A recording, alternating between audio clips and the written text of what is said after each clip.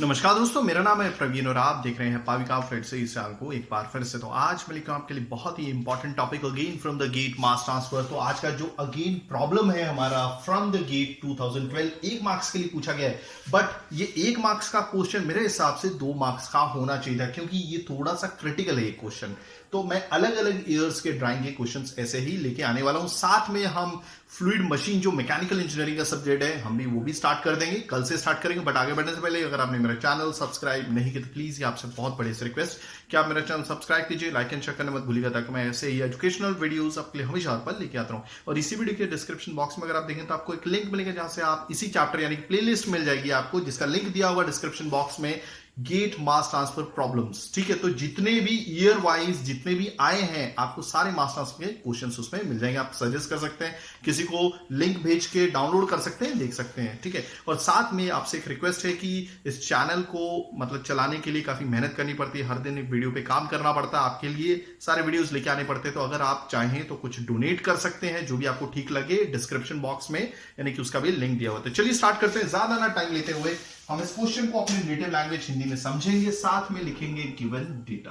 हो गया ये प्रॉब्लम सॉल्व। बहुत इजी वे में हम समझेंगे कि इस प्रॉब्लम्स को कैसे करना चाहिए। आपने देखा होगा काफी सारे प्रॉब्लम्स मैं लेके आता रहता हूं। ठीक है, ओके, इस क्वेश्चन में डायग्राम भी दिया हुआ है। Okay, next, consider the drawing operation shown in figure below for a solid loading dry basis of 50 kg per meter square with a constant drying rate of 5 kg per meter square per hour. Okay, drawing operation बताया। मान लीजिए कि एक means wait solid है या फिर जो भी सॉलिड है वो डेफिनेटली गीला हुआ, तो उसे सुखाया जा रहा है। ठीक है, तो एक ड्राइंग ऑपरेशन है वो कंसीडर कीजिए, जिसका डायग्राम यहां पे बताया हुआ। अभी डायग्राम किसके वर्सेस किसका है? ये है आर क्या होता है हमारा ड्राइंग रेट। क्या होता है? Drawing rate. ओके, और दूसरा है हमारा moisture content. 1 KG dry solid के साथ, ये ड्राई बेसिस पे याद रखिएगा, 1 केजी ड्राई सॉलिड के साथ कितना मॉइस्चर एसोसिएट है या फिर कितना मॉइस्चर चिपका हुआ है, तो ये उसका ग्राफ है। तो आप देख रहे हैं स्टार्टिंग में ग्राफ ऐसा आता है और फिर लीनियरली नीचे की तरफ गिरता है। ठीक है, अब इसमें यहां पे क्या दिया हुआ है? एक सॉलिड लोडिंग है, यानी कि एक सॉलिड है ड्राई बेसिस पे, जिसकी क्वांटिटी कितनी है? 50 केजी है, और उसका खुद का एरिया 50 मीटर स्क्वायर है। तो एक काम करते हैं हम यहां पर, आपको मालूम है एलएस क्या होता है? एलएस होता है हमारा क्वांटिटी ऑफ ड्राई सॉलिड, मगर यहां पे क्वांटिटी ऑफ ड्राई सॉलिड अलग से नहीं दिया हुआ है, यहां पे दिया हुआ है एलएस बाय ए। क्या है? एलएस बाय ए। ये कितना है? 50 केजी पर मीटर स्क्वायर, यानी कि हमारा जो एरिया अवेलेबल है ड्राइंग के लिए वो पर मींस 1 है, यानी कि 1 मीटर स्क्वायर का एरिया है। ठीक है, और जो क्वांटिटी है ड्राई सॉलिड की वो 50 केजी है। तो यहां पर एलएस यानी कि जो क्वांटिटी है ड्राई सॉलिड की और जो एरिया जो अवेलेबल है ड्राइंग के लिए वो अलग अलग नहीं दिया हुआ है, एक रेशियो के तौर पे दिया हुआ है, LS by A that is equal to 50 KG पर मीटर स्क्वायर। क्योंकि अगर आप अलग अलग भी डेटा दिया होता तो आप डिवाइड करके क्या निकालते हैं? केजी पर मीटर स्क्वायर ही तो निकालते हैं, यानी कि मतलब 1 मीटर स्क्वायर का एरिया अवेलेबल रहेगा इतने केजी के लिए।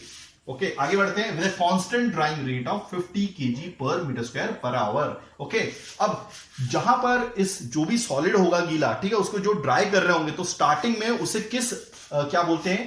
कांस्टेंट ड्राइंग पीरियड में उसे ड्राई कर रहे हैं। देखिए कांस्टेंट ड्राइंग पीरियड कहां से कहां तक होता है? यहां से यहां तक होता है, इसको बोलते हैं कांस्टेंट ड्राइंग पीरियड। इस दौरान क्या होता है? आपका मॉइस्चर कंटेंट की वैल्यू जरूर बदलती है। मैं काम करता हूं, आपको एक कलर से आपको अलग अलग करके बताता हूं। रेड कलर आई थिंक ज्यादा बेटर होगा। ओके, यहां से ये देखिए, तो ये जो है ये इनिशियल मॉइस्चर कंटेंट होता है, इसको हम डिनोट करेंगे। देखिए एक्स की कोई वैल्यू होगी ना, मान लीजिए x1 है, ठीक है, x1। ओके, हम धीरे धीरे इसको सुखाते जाएंगे, धीरे धीरे क्या होगा? मॉइस्चर रिड्यूस होगा और फाइनली इस मॉइस्चर कंटेंट की तरफ पहुंच जाएंगे, जिसको बोलते हैं critical moisture content. Critical moisture content, critical मतलब जिस वैल्यू से आपका मॉइस्चर धड़ाम से नीचे गिरना स्टार्ट हो जाता है, और आप देख रहे हैं एक्स की वैल्यू लगातार नीचे गिरती जा रही है। ठीक है, मगर आप देखेंगे इस कांस्टेंट ड्राइंग पीरियड के दौरान आपकी एक्स की वैल्यू जरूर रिड्यूस हो रही है, मगर आपकी कौन सी वैल्यू रिड्यूस नहीं हो रही है? आपकी ड्राइंग रेट की वैल्यू।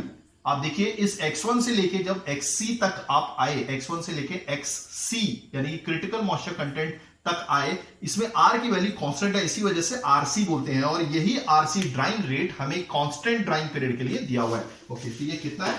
यहां पे लिख देता हूं, therefore this is your rc constant drying rate ये कितना है, दिस इज 5 kg। अब यूनिट में ही दी हुई है, केजी मॉइस्चर रिमूव्ड या फिर इवेपोरेटेड, ठीक है। 5 किलो मॉइस्चर रिमूव हो गया है या फिर इवेपोरेट हो गया है, कितने में से, 1 मीटर स्क्वायर के एरिया से, और 1 घंटे में हो गया। आगे बढ़ते हैं। The following rate of drawing is linear with moisture content. Okay, अब देखिए ये तो कांस्टेंट ड्राइंग पीरियड हो गया। ओके, इस दौरान इस एरिया में यहां से लेकर यहां तक आपका मॉइस्चर कंटेंट लगातार गिर रहा है, और ये एक क्या बोलते हैं, एक स्ट्रेट लाइन है। ओके, और आप देख रहे हैं यहां पे साफ साफ दिया हुआ है कि ये कौन सा क्या बोलते हैं पीरियड होता है, ये होता है फॉलिंग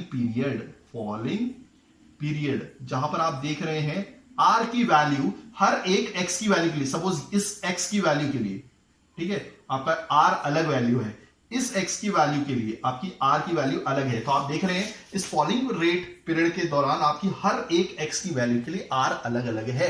तो आप बताया जा रहा है कि क्या बोलते हैं, जो मॉइस्चर कंटेंट है और जो r की वैल्यू है ये आपस में लीनियर रिलेशन में है। जैसे जैसे r आपका घट रहा है वैसे वैसे r मींस जैसे जैसे x आपका घट रहा है वैसे वैसे r भी घट रहा है। तो यहां पे इसी का मतलब यही है, the following rate of drawing is linear with moisture content. Okay, अब क्या दिया हुआ है, xc इक्वल टू 0.1। ये क्या था, मैंने ऑलरेडी बताया कि दिस इज मॉइस्चर कंटेंट, तो यहां पे लिख लेता हूं, this is xc is equal to 0.1।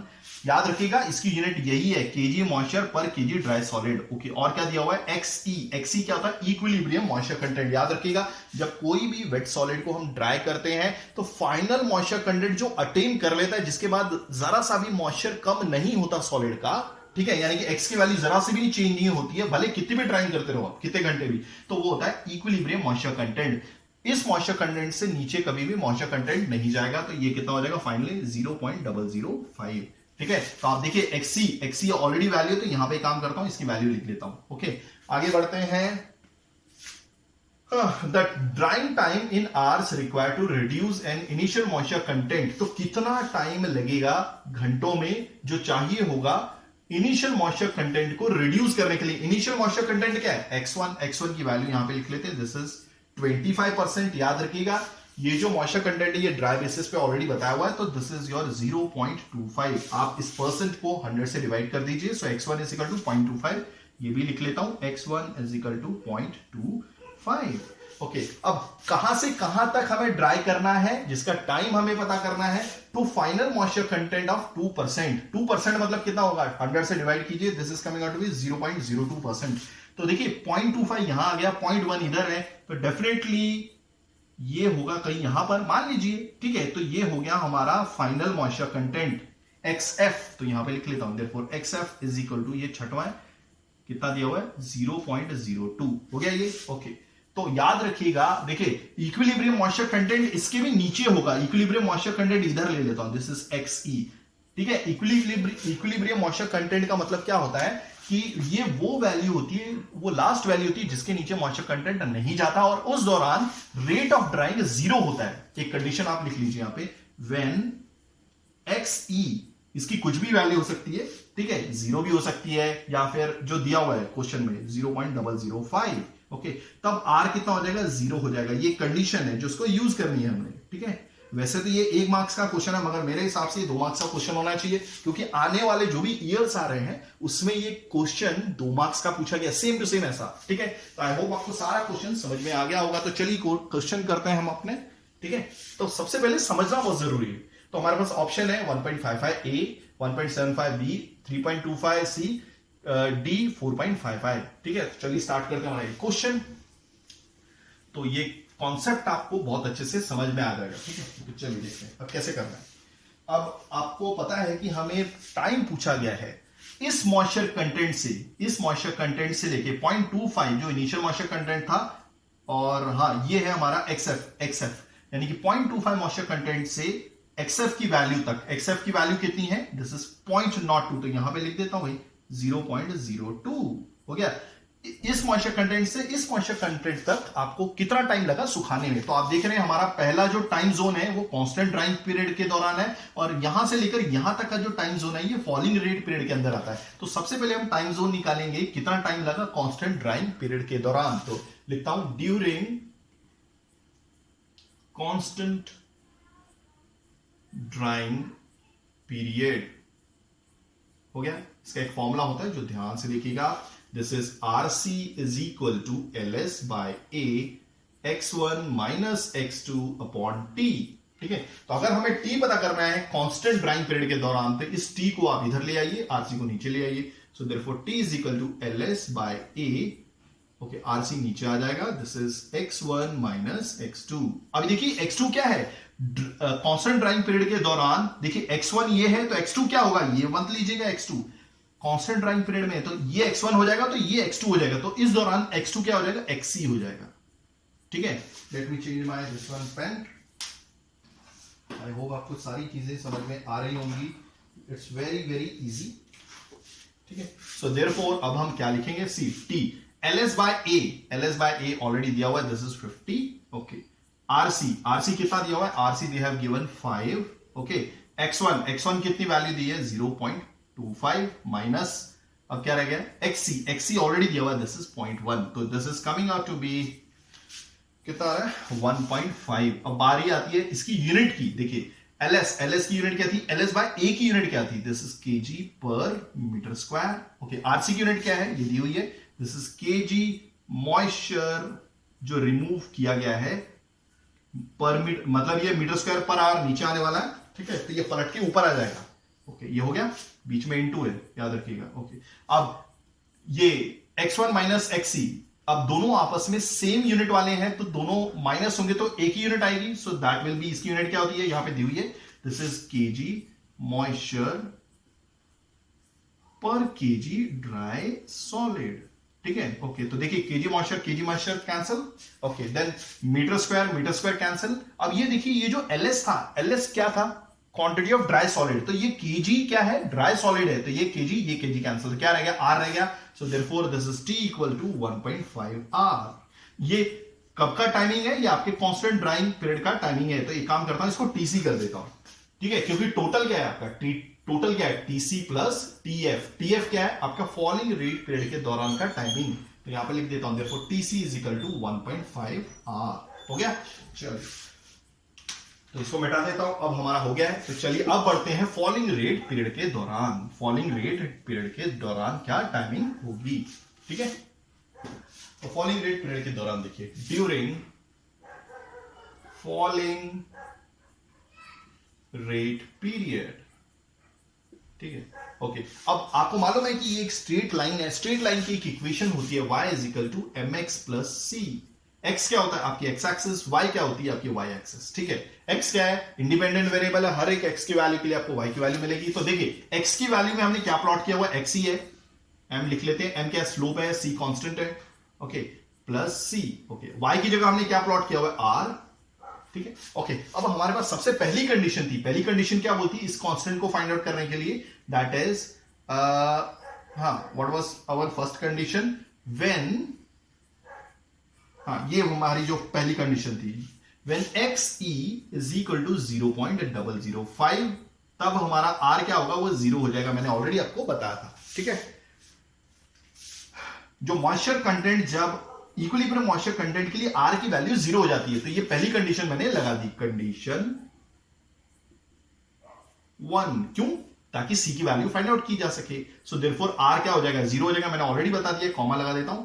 Okay, equal to m, x क्या बन जाएगा, xe, समझ में आ रहा है, x क्या बन जाएगा, xe बन जाएगा, तो दिस इज xe की वैल्यू डाल देता हूं, इंटू 0, ये इंटू कर देता हूं, 0.005 plus c। So therefore c is equal to, ये उसट जाएगा, नेगेटिव 0.005 m। तो ये आप जो वैल्यू है, सपोज मान लीजिए 1, ये इक्वेशन जाके एक काम करते हैं, इसको 2 कर देते हैं, इसको 1 कर देते हैं, ये इक्वेशन 2 आप 1 में पुट कर दीजिए। So therefore it will look like r equal to, देखिए काफी बुकों में आप देखेंगे, आपको नहीं समझ आएगा। ठीक है, तो ये कैसे करना है, एक्चुअली में ऐसा होता है, ये शॉर्टकट में बता देते हैं बुक्स में। ओके, तो r equal to mx plus c, तो c की वैल्यू क्या है, नेगेटिव 0.0005 m। ओके, अब आप देख रहे हैं m कॉमन है, आप m कॉमन निकाल लीजिए, x माइनस 0.005 हो गया। ओके, अब मैं क्या करने वाला हूं, इसी इक्वेशन में सपोज इसको 3 मान लेता हूं। ठीक है, इसी इक्वेशन में अब ये रिड्यूस होके, हमारी ये वाली जो इक्वेशन थी, रिड्यूस होके c की वैल्यू पुट होने के बाद इसमें आ गई है। अब मैं क्या करूंगा, इक्वेशन नंबर 2 पुट करूंगा। इक्वेशन नहीं, कंडीशन नंबर 2 पुट करूंगा। क्या है कंडीशन हमारी? कंडीशन 2। ओके, कंडीशन 2 क्या बोलती है? जब x क्रिटिकल मॉइस्चर कंटेंट हो जाता है तो अब r क्या होगा? r RC बन जाता है। क्लियर हो गया?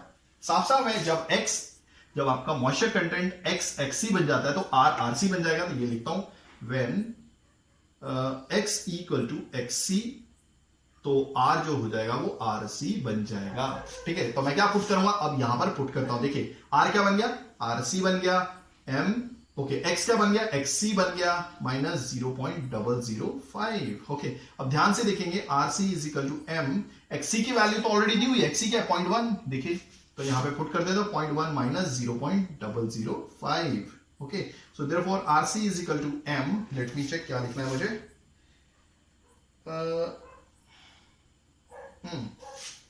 Therefore 0.1 में से 0.005 गया, तो this is going to be 0 into 0.095 हो गया। सो देयरफॉर m, ये क्या आएगा? m की वैल्यू चाहिए, सो that will B RC 0.095। Okay, अगर ध्यान से देखेंगे तो m की जो वैल्यू आती है वो आ जाएगी, this is coming out to be 10.5263 RC हो गया ये। ओके, तो ये हो गई हमारी m की वैल्यू। ठीक है, क्या m की वैल्यू अब हमें पुट करनी है। देखिए, तो अब ये m की वैल्यू मैं कहां पुट करने जा रहा हूं? यहां पे। कहां पे? इसमें। ठीक है, ये थर्ड इक्वेशन में मैं पुट करने जा रहा हूं। तो फाइनली हमारी जो इक्वेशन अच्छे से रिड्यूस होके बनती है वो क्या होगी? R is equal to m की वैल्यू क्या है? This is 10.5263 RC।